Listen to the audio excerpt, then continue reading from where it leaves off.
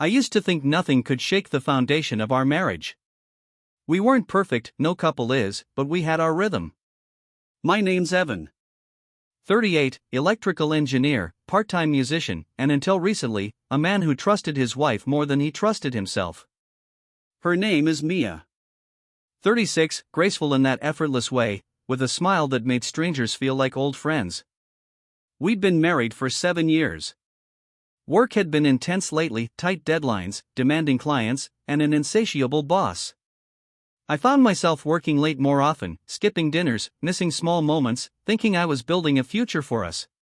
But somewhere between the boardroom and overtime emails, I lost track of what was happening at home. We'd talked about her getting back into something creative. Mia used to play piano. Beautifully. It was her escape, her therapy, her secret language. A few months ago, she mentioned wanting to take lessons again, not just to brush up on technique, she said, but to feel something she hadn't felt in years. I encouraged it. Even helped her find a teacher, one who came highly recommended online. His name was Leon. I never met him in person. All I saw was a headshot on his website, mid-40s, stylish beard, warm smile, the kind of man you trust with your secrets. Mia said he taught from his home studio, and their sessions were twice a week. Wednesdays and Saturdays, always around 6 p.m. That was usually when I was still at work, buried in systems code or reviewing electrical schematics. I didn't think much of it. Until I started noticing small things. She began wearing perfume on lesson days. Not strong, but noticeable. Subtle, musky notes she hadn't worn in years.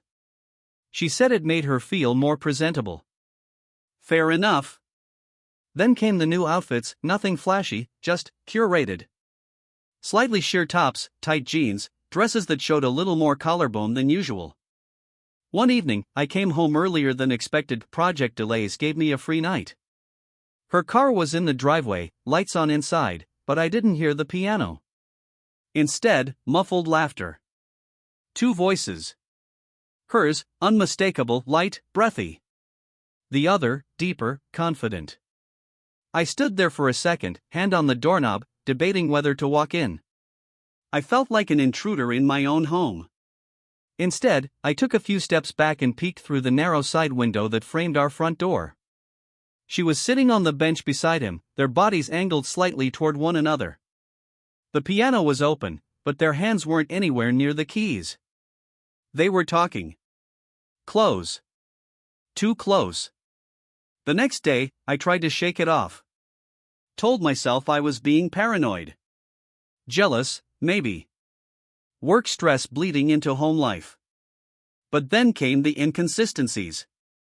She claimed a lesson ran late, yet her phone showed she'd left 20 minutes earlier. She mentioned they were working on a classical piece, Rachmaninoff, but the sheet music on the stand was for a sultry jazz arrangement. I started checking our shared calendar. She'd begun moving lesson times around. When I asked about it, she'd get vague, say Leon had to reschedule. Her smile would stretch a little too tight. 3 weeks later, I confronted her. Are you sleeping with him? I asked, my voice barely above a whisper. It felt like swallowing glass. She didn't deny it.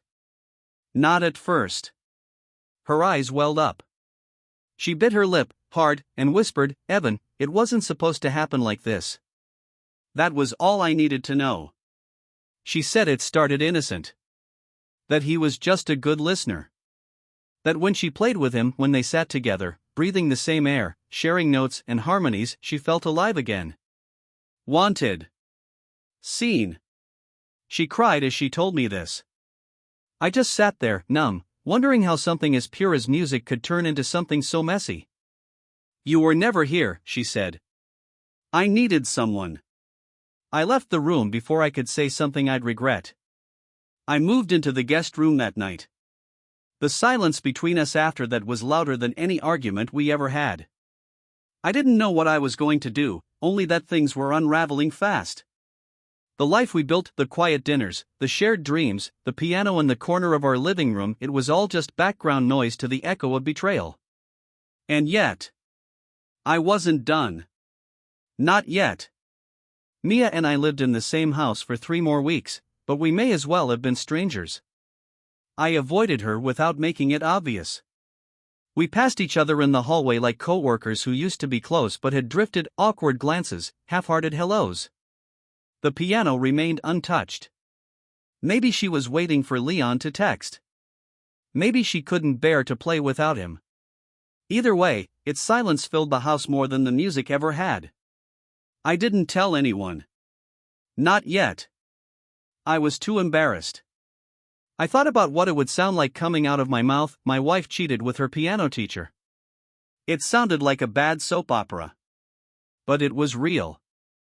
Real enough to keep me up at night, staring at the ceiling, wondering how long it had been going on, how many songs he had helped her learn with his hands on hers. It wasn't rage I felt anymore. Not even grief. Just a hollow sort of ache, like a song stuck in your head that you don't like but can't stop humming. Then something changed. One Friday evening, she came into the guest room. She didn't knock. I ended it, she said.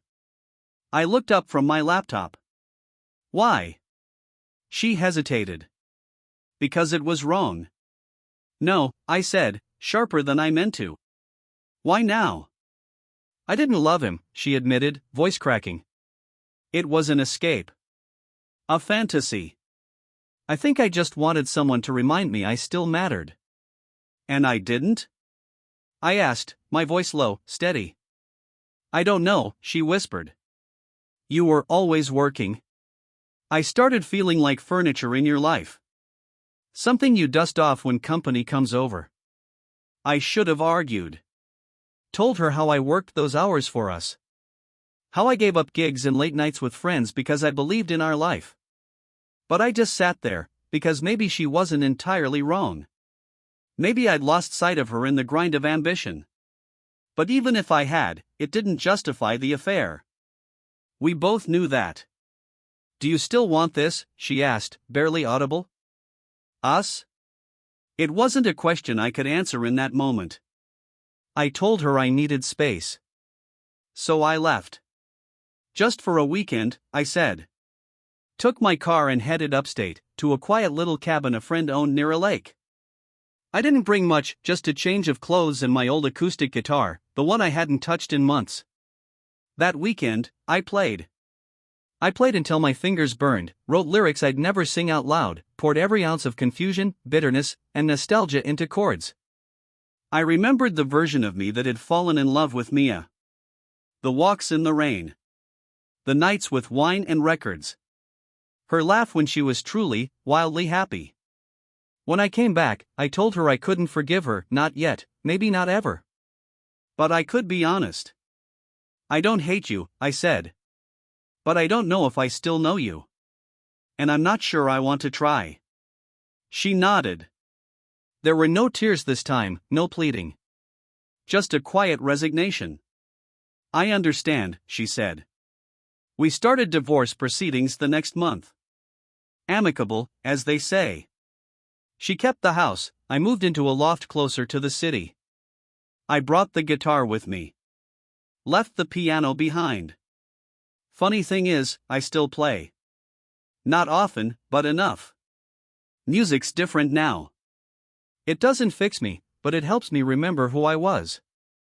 Who I'm trying to become again. Sometimes, when the city goes quiet and I've had just enough whiskey, I wonder if Mia still plays. If her fingers still dance across the keys the way they used to. I wonder if she ever misses the silence we once shared, not the absence of sound, but the kind that comes when you sit beside someone who knows you, really knows you, and the words aren't necessary. I don't regret the years we had. But I don't mourn them anymore either. Some melodies aren't meant to last forever. They're just meant to be heard, felt, lived through, and then let go.